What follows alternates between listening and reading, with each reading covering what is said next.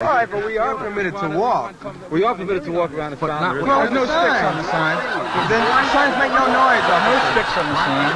This is our God-given right to sing folk songs. We want to call the attention to all the people of New York City that we want to keep free singing and free playing in this park. What is the proper function of police? What issues affect musicians directly and indirectly? The same issues that are affecting working families across our city: good wages, quality health care, and affordable and accessible housing. Performance artists should be able to live and raise their families in the city without fear of being priced out, and my plan calls for nearly 200,000 units of affordable housing to be built and preserved over the next 8 years. The next generation of artists should be able to call New York City home. I also want to focus on strengthening arts education in our schools, which has suffered due to an overemphasis on high-stakes testing. I think he's interested in boosting education funding, and any education funding, when you get a boost, that's how you get things like art and extra science classes and stuff like that.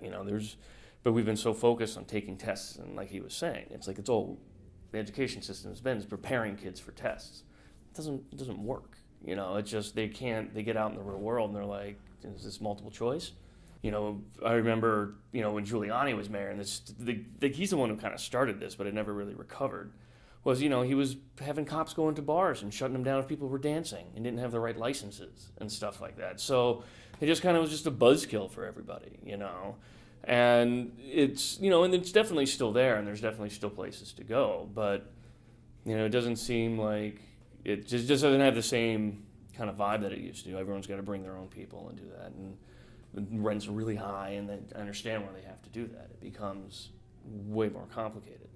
But, still, clubs and bars are always targets of law enforcement, and it's just they're constantly, like alcohol violations. You can't have an 18 and older show at a lot of bars. That's lame, like people are going to go see music are kids, younger people, and if they can't get in, they're not going to go.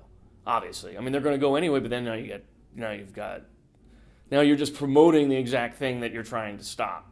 Underage drinking. Now you have fake licenses. Now you've got all this, you just create now a whole, whatever. But, it's just kind of, like just having that fear and just being restrictive like that just ends up kind of self-defeating. Yeah. And unfortunately, it's such a straight politician's answer that it's like, I believe in things that everybody likes, like making sure poor people can eat and stuff like that. He's looking at it in purely kind of economic terms as opposed to like kind of quality of life issues and stuff. When you do, we're kind of a different subset of how we live. We live in the dark, we take public transportation, and we're kind of much more self-reliant than that kind of stuff. A lot of us don't have kids.